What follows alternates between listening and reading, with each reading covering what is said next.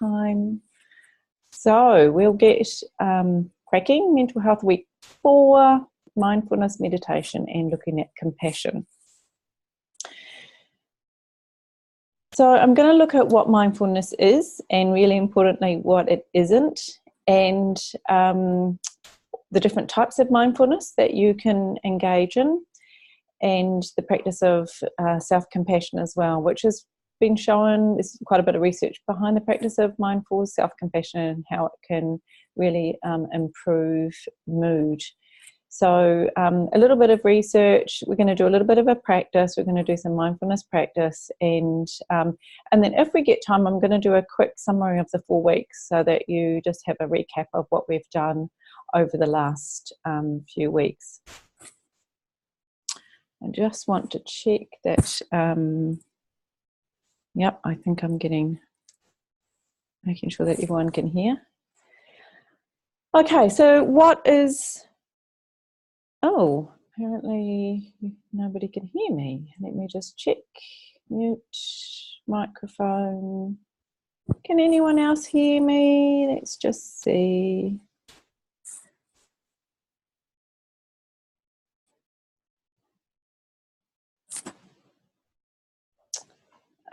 I think we've got some problems with the sound.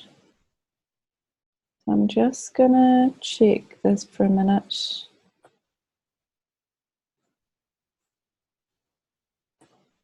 Microphone is in.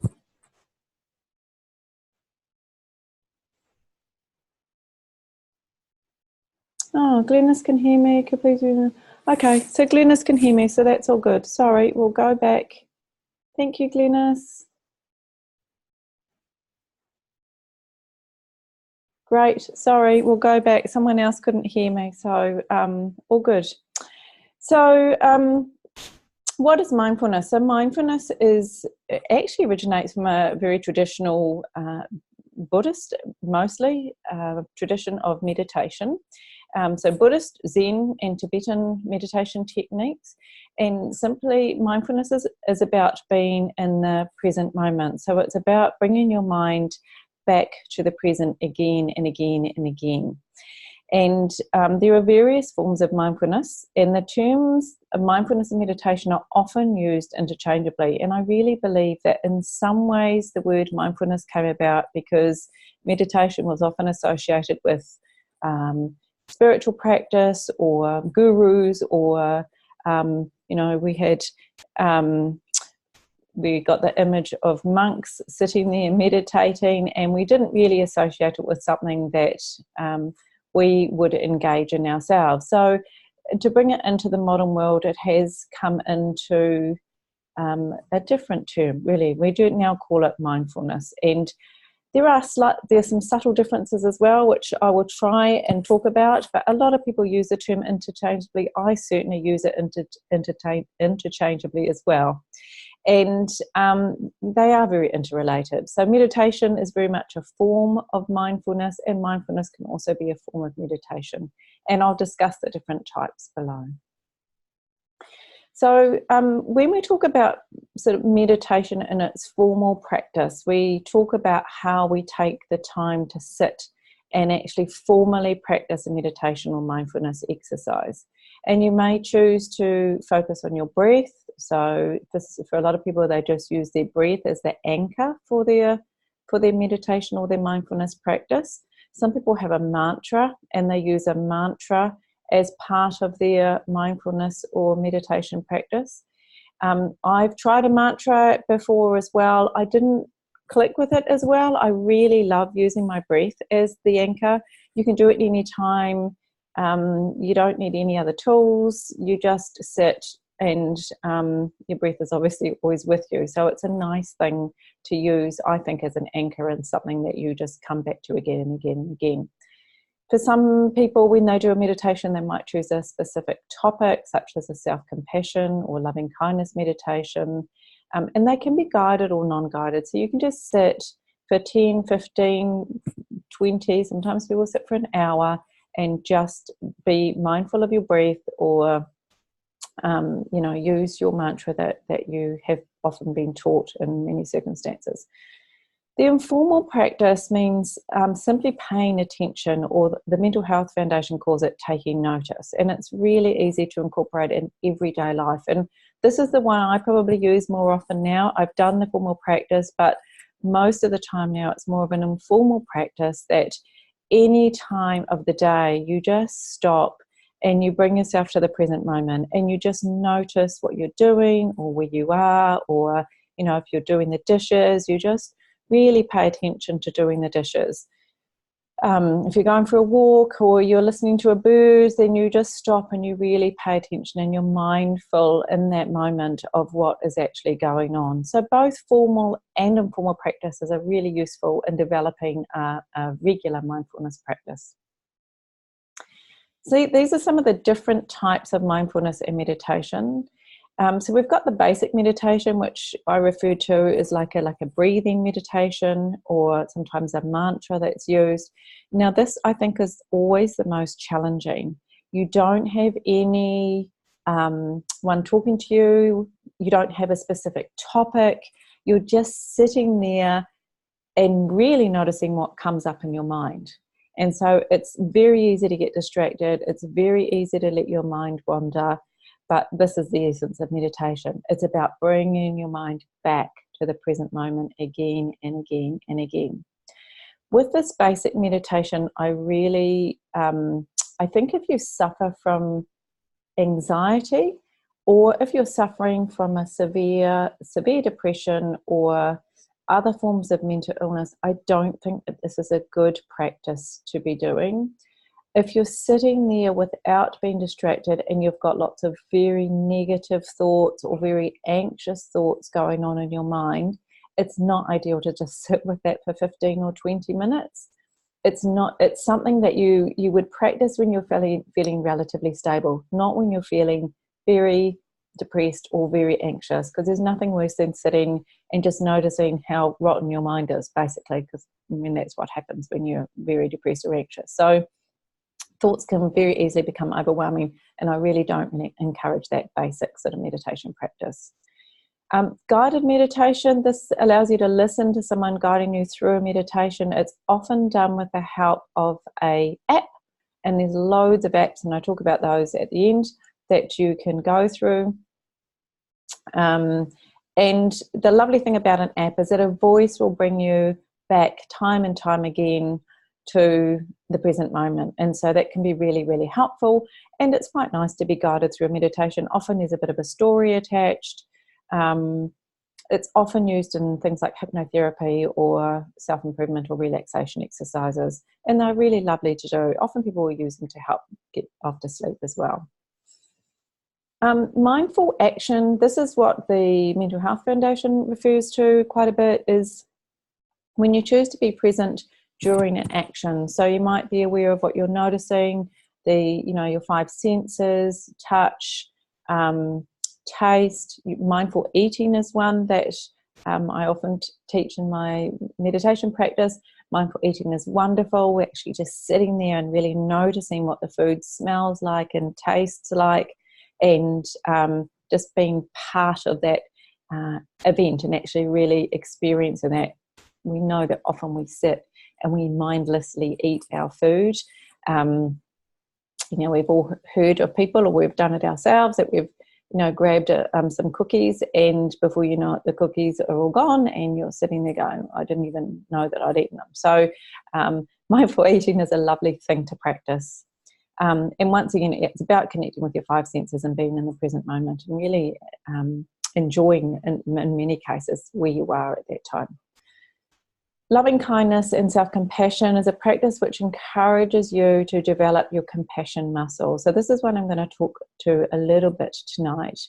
And it allows you to feel kindness towards yourself as well as to others, and requires taking a really balanced approach to one's negative emotions, and so that feelings aren't suppressed or exaggerated, but it's actually just having a real observation of how you're feeling and actually being okay with that. So I'll talk about that a little bit more this evening. Some key points about mindfulness and meditation and what it's not really, because I think a lot of people have an idea of what mindfulness is, but I want to talk a little bit more about what it isn't, and a little bit more about the essence of mindfulness. So it's not about controlling the mind. It really isn't, and I always struggle when people talk about controlling the mind. Yes, you are directing its attention, but I think the word controlling is really difficult, and it's just not something I think that's very useful. So mindfulness and meditation is, and it's also not about thinking of nothing, because that really is impossible. And a lot of people say, oh, I can't meditate, I've tried, and I've sat and I've tried to clear my mind and think about nothing, and it just doesn't work. And no, it won't, because the mind is constantly working. It's constantly looking out for you. It's constantly remembering things from the past and thinking about the future. It's trying to navigate the world and make sure that you're safe. So don't ever think that meditation is about having a clear mind or no thoughts, because that's not what it is. It's about becoming really aware of your thoughts, feelings, and emotions with a non-judgmental, receptive mind state. So it's about sitting, observing, and allowing what comes up. So thoughts and emotions are observed with openness. And the idea is that you become an observer, an unattached observer of your thoughts and emotions without getting, attached to what comes up. And so the essence of meditation mindfulness is to become an observer, and then to bring your mind back to the present moment again and again and again. And it's about it's not dwelling on the past or worrying about the future. So it's always just about what's going on in this present moment. And I'll talk to you a little bit about why this is so beneficial. The other thing about mindfulness is people will often say, well, I can't meditate because every time I stop and be still, my mind goes crazy. And, it just won't stop, and it's thinking about things, and it's going all over the place. And I think it's always a bit of a shock when you start meditating and you realize actually how crazy your mind is, and that it goes from topic to topic, and, oh my goodness, I forgot to get the groceries, and oh, that's right, I was supposed to meet up with Jane tomorrow, I haven't confirmed that appointment. It goes on and on and on. And you can actually giggle to yourself, because it's like, whoa, it's so busy, but it's doing this all the time. We're just not normally aware of it. So once again, it's okay. This is what the mind does, and we love to call it the monkey mind. And when we notice that it's been a monkey mind, we go, oh, that's okay, come back to the present moment. We're meditating, we're just being mindful right now of the breath, or whatever it is you're choosing to be mindful of. So there's a lot of research about why mindfulness is helpful, and I love the fact that they've been able to do this. They get trained monks and put them in MRI machines and look at what happens during their brain during meditation, in their brain during meditation. And then, but they've also got average people and trained them up to learn how to meditate, and then looked at different areas of response in their brain. And what they've found is that it decreases your amygdala size. So your amygdala is the very sort of primitive part of the brain that reacts to stress, and it invokes the fight or flight actions in your body. And we're often on high stress all the time and high alert all the time. And what they've found is that people who meditate regularly, their amygdala actually shrinks a little bit in size. So it's not quite so reactive all the time, which is quite amazing that it can actually change brain structure. So it can reduce your reactivity to things. So if you're finding that you're very reactive and you get stressed or anxious very quickly, sometimes some training into mindfulness might help reduce that a little bit. Mindfulness also engages the parasympathetic nervous system. So the sympathetic is a rest, the parasympathetic nervous system is a rest and digest system. So it's the calming system, it's the one that helps your immunity. There's actually studies that show that meditation can help support immunity as well. And we know from when we talked about stress and the impact of stress and how that increases things like blood clotting and blood sugar levels and all these other physical effects that stress has. If you think about meditation actually turning all these down and reducing the stress response, you can understand why meditation might have a really huge impact on your physical body. Studies show that people become less judgmental when they practice meditation. It can reduce impulsive behaviours. When you're acting mindfully, you're less likely to do things in an impulsive way, or you're going to catch yourself very quickly. So it's shown to help weight loss for that exact reason. So if you think about someone who's mindlessly eating, you might find that becoming more aware of every time you open the cupboard and go to grab something out of the pantry or open the fridge, if you become mindful and actually think, oh, am I actually hungry? Is this what I want to be doing right now? It actually can change your habitual behaviours. So I've had one person that learned some mindfulness and I think dropped something like 5 or 6 kgs within the next 2 months. She didn't diet, she didn't do anything different. She just became mindful of what she was eating. And so it's quite a powerful strategy to use. And why not? It's simple and it's easy and it doesn't involve dieting or not eating food. It actually just means paying attention and listening to, am I really hungry? Is this what I really want to eat? Or am I bored? Or am I trying to distract myself from, or am I procrastinating? So it's a really wonderful way of being in touch with what's going on with you emotionally.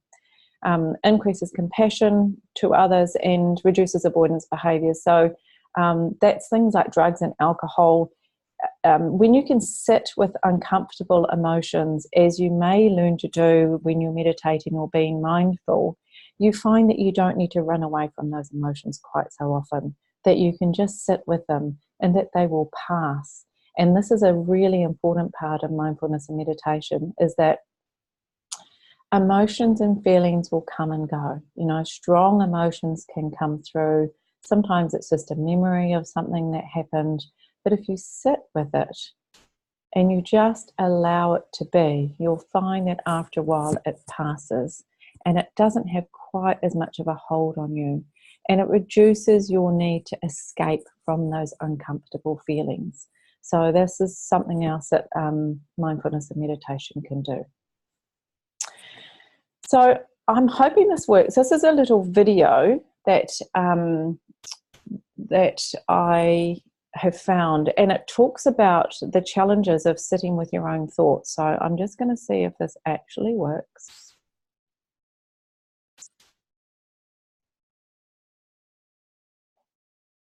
It takes a little while to load. One of the most challenging parts of meditation is what's sometimes called the dark side of the mind. These are the thoughts and fantasies that we'd rather didn't appear in the mind, whether they're exciting, violent, vengeful, or maybe even sadistic in nature. We might think we shouldn't be experiencing them, but these thoughts are perfectly natural, and there's obviously no need to act on them. Oh, sorry. I've got some. I'm just trying to get rid of this chat box. Apologies. I'm just going to try that again. Apologies. So hopefully you can hear that.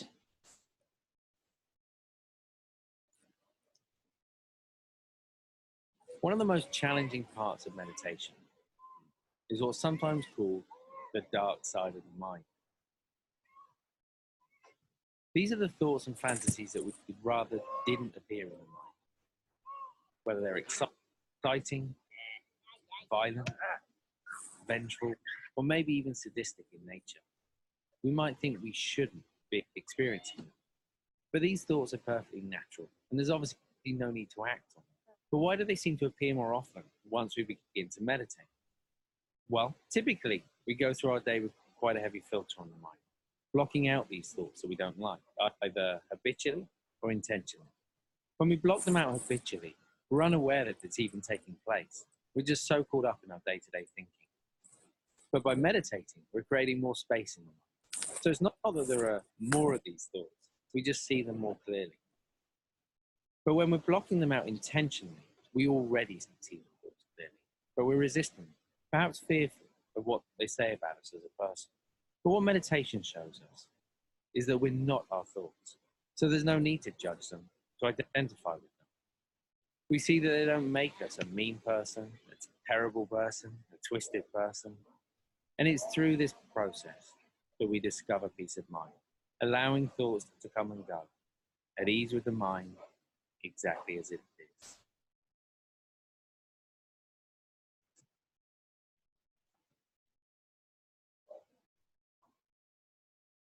So hopefully you all heard that okay, and it gives you a little bit more of an understanding about, when some strange thoughts can come up while you're sitting there mindful and meditating, and you don't, it's just a thought, and you can allow it to come in and go. And if they're obviously very disturbing and you really feel very uncomfortable, then it's certainly a good idea to seek guidance around that, and perhaps go and talk to somebody about some of those thoughts.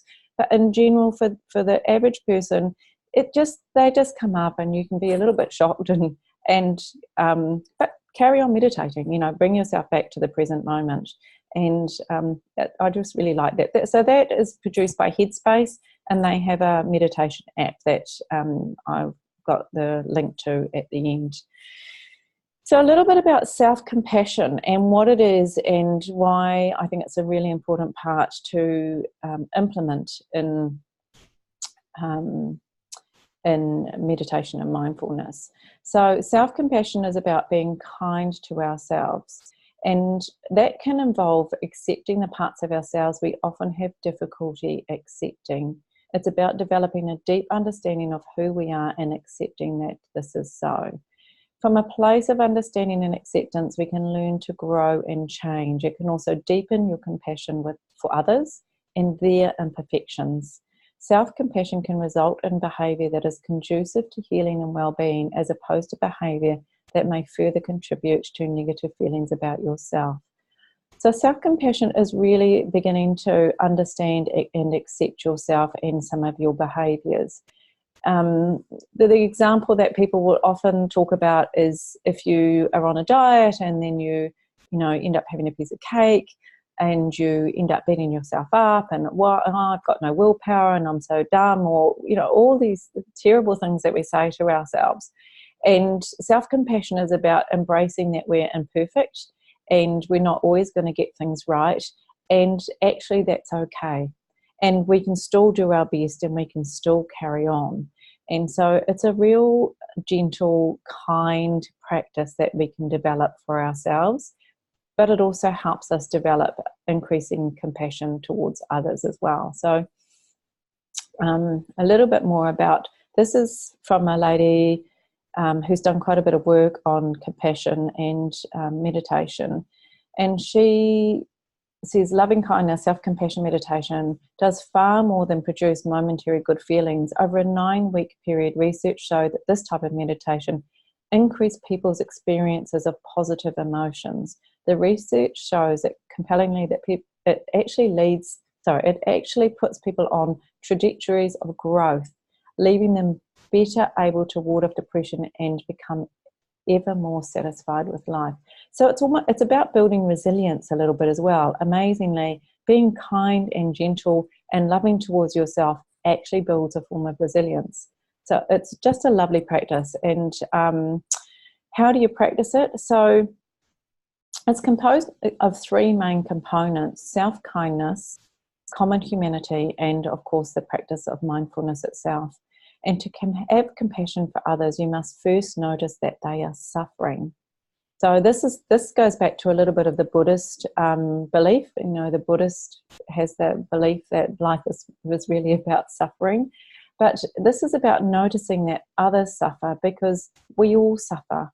And when you can identify with the suffering that you have and that everyone else experiences, this can actually just lead you to a greater sort of gentleness about things. So for some of us, these moments continue to affect our lives, these times of suffering. Part of having compassion is saying to yourself, this is really difficult for me now, or this was a very difficult time in the past, and how can I comfort and care for myself in this moment in time? Self-compassion has a little bit of a pattern to it. So the idea is that you initially do self-compassion meditation that's directed at yourself. Now, when they started to teach this in Western circles, they found that many of us had difficulty having compassion for ourselves. So what they did is they changed it a little bit, and they actually chose for us to think of someone that we cared about deeply and did the meditation compassion with them first, with them in our minds. So we enhance this feeling of compassion for another person much more easily than we were able to do it for ourselves. And when we have this feeling of compassion for others, then we bring ourselves into the compassionate meditation as well. We often bring then an acquaintance, so somebody outside of our circle, and then compassion far and wide. So I am going to take you through a little bit. Sorry, that was a really difficult explanation, but I will take you through a brief meditation on compassion. I'm going to start with a basic meditation first, and then I will take you through a very brief self-compassion meditation. So what I would really like for you to do is get very comfortable. If you're sitting on a chair, if you can put your feet flat on the floor. The idea is that you sit straight with a straight back, but not stiff. So I don't want you to be too stiff. So straight. And the idea is that you have your chin just very gently tucked in, not a strong tuck in, but a very gently tuck in. You close your mouth, and all your breath is done, all your breathing is done through your nose. And when you feel comfortable, close your eyes. When you're feeling relaxed, you might help to bring your shoulders and just roll them back and low. And you close your eyes, and you just focus on your breath. You don't change your breath at all. You just notice the breath coming in and out.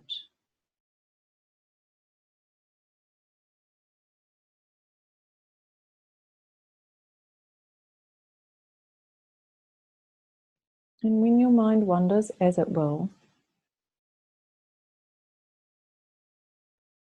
you just bring your attention back to your breath.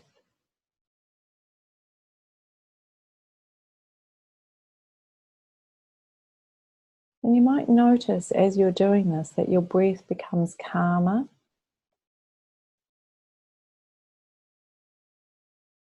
It slows down.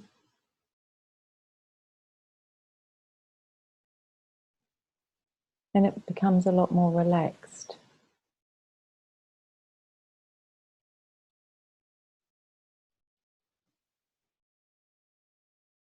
Just very gentle attention on your breath.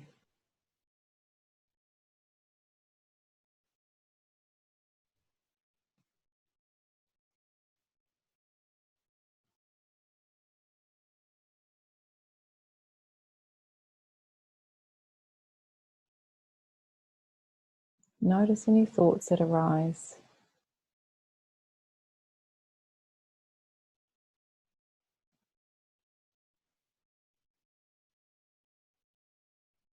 When they do arise, and when you notice them, you just bring yourself back. Bring the attention back to the present moment and onto your breath.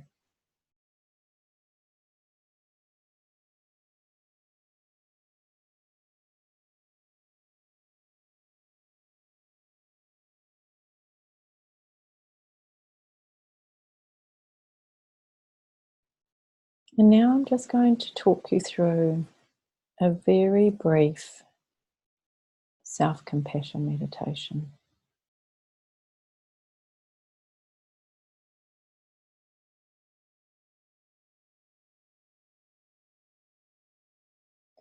So I'd like for you to bring into your mind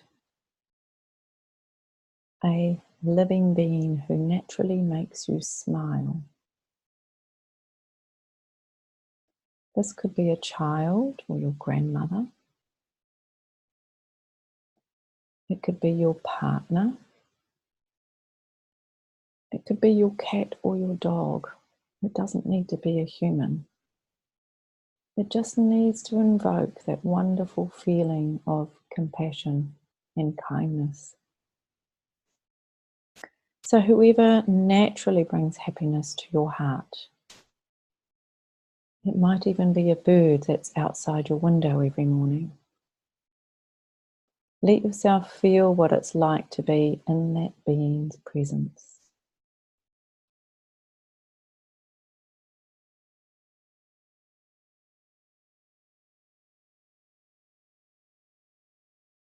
Now recognize how vulnerable this loved one is. And just like you, they're subject to sickness and aging, ill health.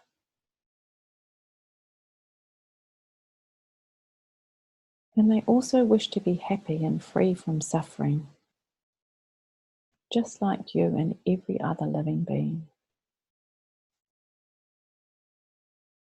So repeat softly and gently, just in your mind to yourself. I'll say this 3 times. May you be safe. May you be peaceful. May you be healthy. And may you be at ease. May you be safe. May you be peaceful. May you be healthy. And may you live with ease. May you be safe. May you be peaceful. May you be healthy. And may you live with ease.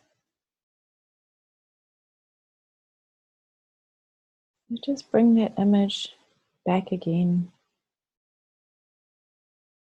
of this person that makes you smile, or this living being that makes you smile. And really embrace that feeling that gives you.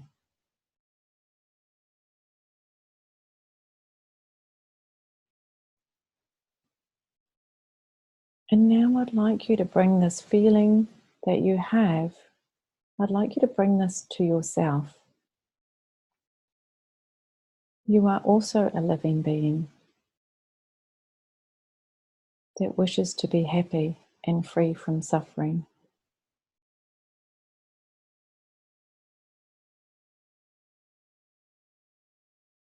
And I want you to invoke the same feelings of compassion to yourself, for yourself.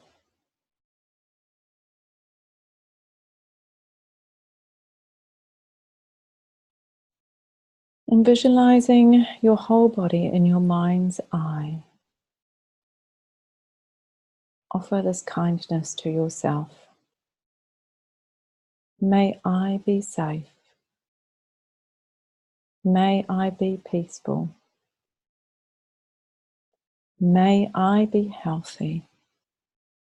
And may I live with ease. May I be safe. May I be peaceful. May I be healthy. May I live with ease. May I be safe. May I be peaceful. May I be healthy. And may I live with ease.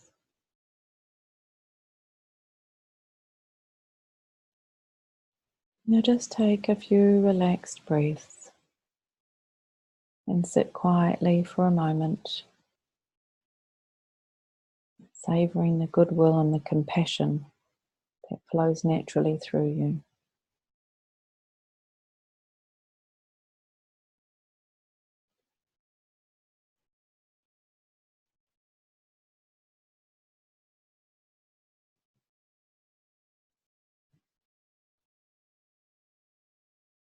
And when you are ready, open your eyes and come back to the present moment.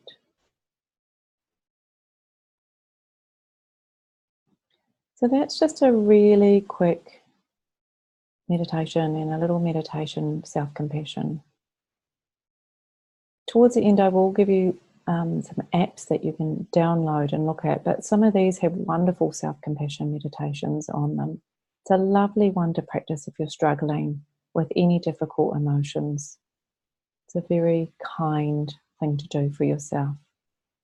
So mindfulness, just a wee summary, is about connecting with the present moment,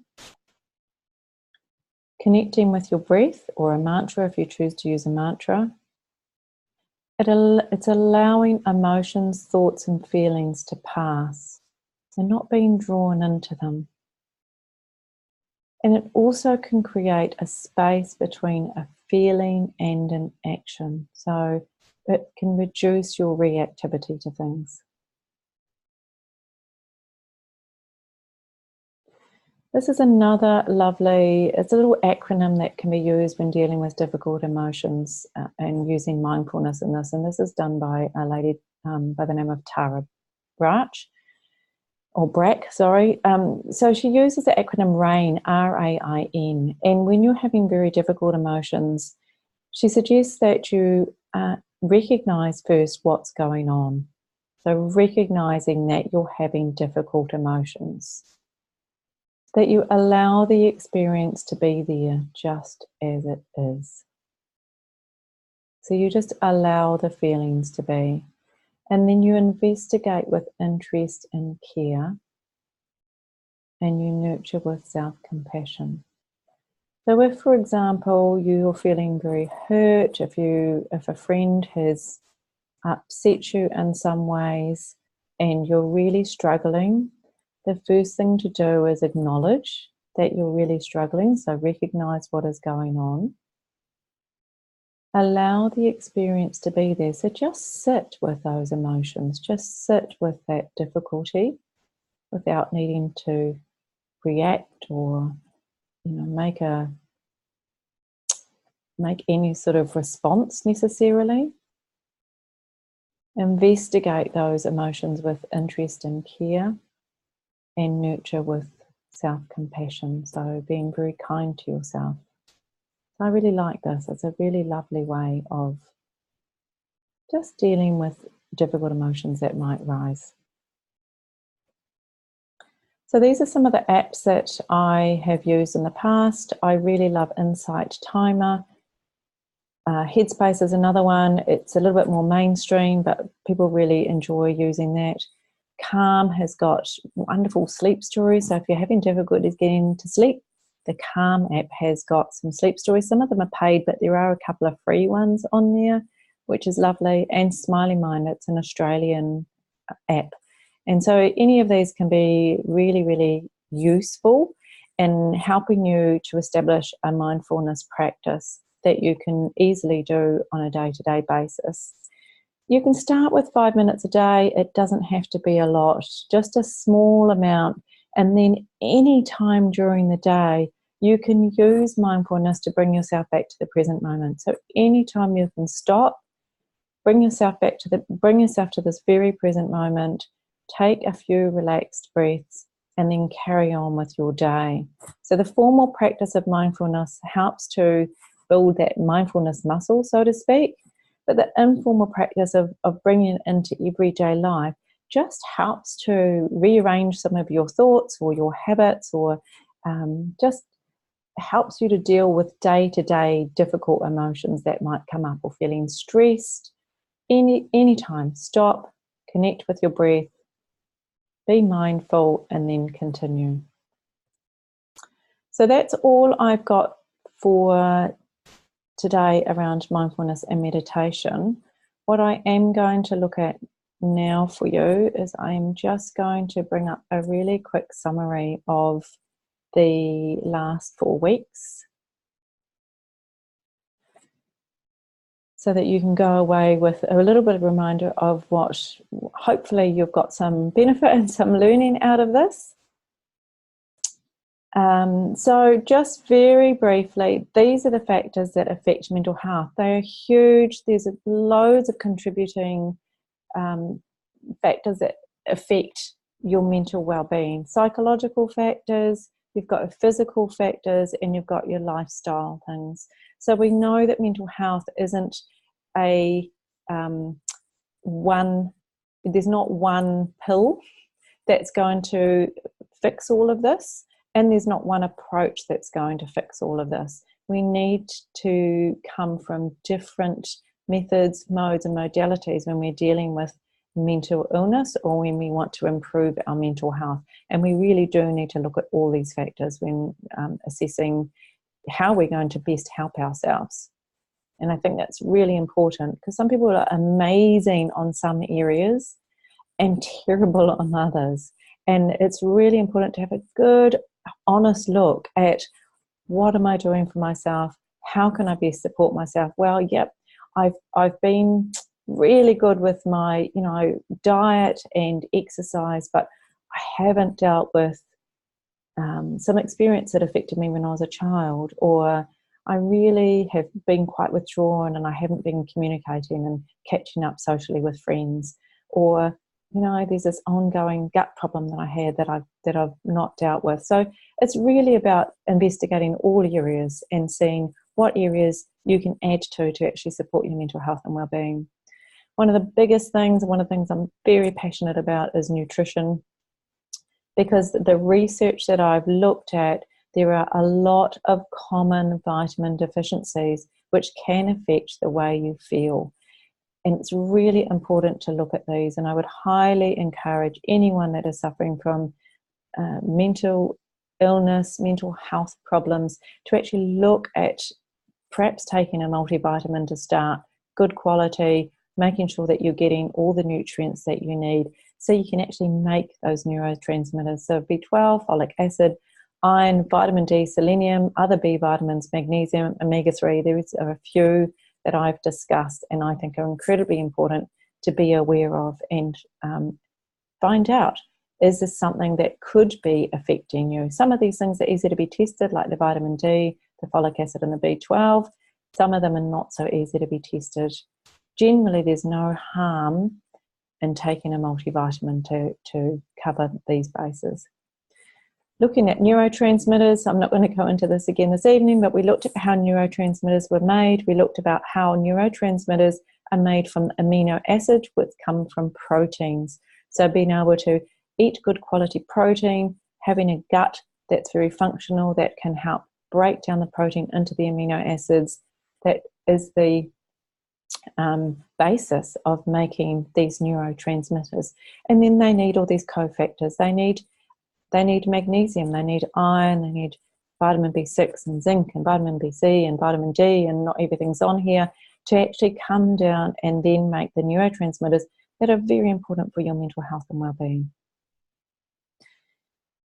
We know that diet can make a big difference. 30% of those who change their diet from a SAD diet, in this case this was a standard Australian diet, to a modified Mediterranean diet, had a complete remission in their depressive symptoms, and that was the SMILE study. So incredibly important that what you eat can make a difference. I love this cartoon. This is the one we missed out on the first night because I didn't have the slides going.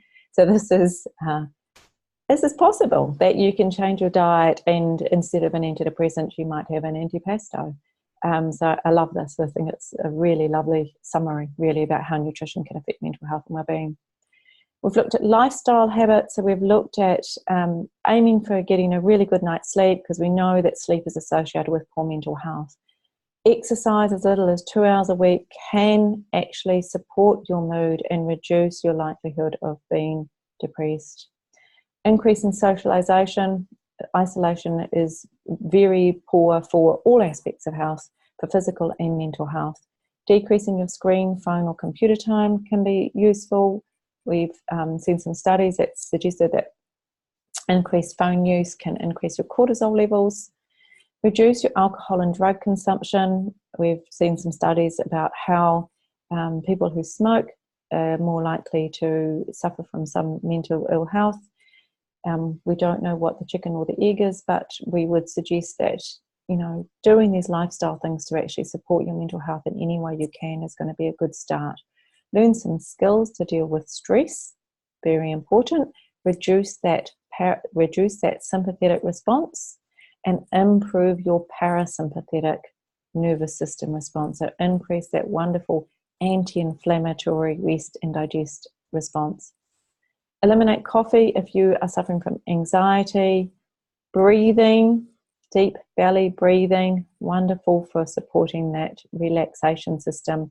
And going outside, probably didn't do enough on that, but there's a lot of research that talks about how getting outside and being in nature, and obviously exercising goes along with that, can be really supportive.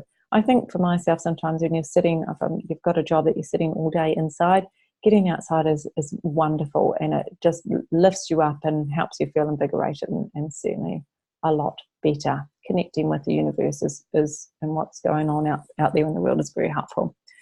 And tonight we've talked about mindfulness and the various forms of mindfulness that you can use, and that they can help with dealing with difficult emotions, bring you into the present moment, and reduce your dwelling on the past or worrying about the future. So this is where mindfulness is wonderful. Bring yourself into the present moment. It can increase your self-compassion and kindness towards you and also towards others. And mindful activities can be a nice distraction when you're feeling anxious. So, doing the dishes mindfully or cooking dinner otherwise boring tasks, when you really pay attention and you're very mindful and you're noticing what you're smelling and what you're tasting and what you're experiencing and what you're feeling, this can be a wonderful way of bringing you very much into the present moment and not being distracted by your thoughts all over the place. They have shown that people that are in the present moment a lot more often and not ruminating about the past and the future have a better mental state. So they have better, more positive emotions. Most importantly, there is help out there. So you really should be feeling at your best self. And if you're not, please talk to someone. And if that person can't help, then talk to someone else. I did talk about how if you're going to engage in therapy, so much of it is about the therapist. It's not necessarily about the type of therapy they use. It's about how you can engage with them. And this can give you the best outcome, actually. And so do not give up seeking help. There are loads and loads of people out there. The Mental Health Foundation has a huge list of numbers to call and people to call and organisations that can support if you're struggling from any mental health issues. So do not give up seeking help. It is definitely out there. And obviously you can contact me if you need to, even if you've just got some questions. If you would like any one-on-one follow-up from here, obviously I'm available to do that. And even if you've just got some questions about where to go from here, and about what you or a friend is suffering from and how it might be best to help them or yourself, I'm really happy to talk to you about that. So feel free to email me, give me a call, or if you need to, just give me a text. And thank you. So I know that some of you have very kindly been with me for this whole 4 weeks, and I've really appreciated it. I've really appreciated you being here and being part of this first ever event. You've been my guinea pigs, actually. So you've been my guinea pigs, and it's been really lovely to be able to share all this with you. And I hope that you've got something out of it. I'm going to send out a little survey. It's just a survey monkey, and it'll only take you a few moments to fill in. And I'd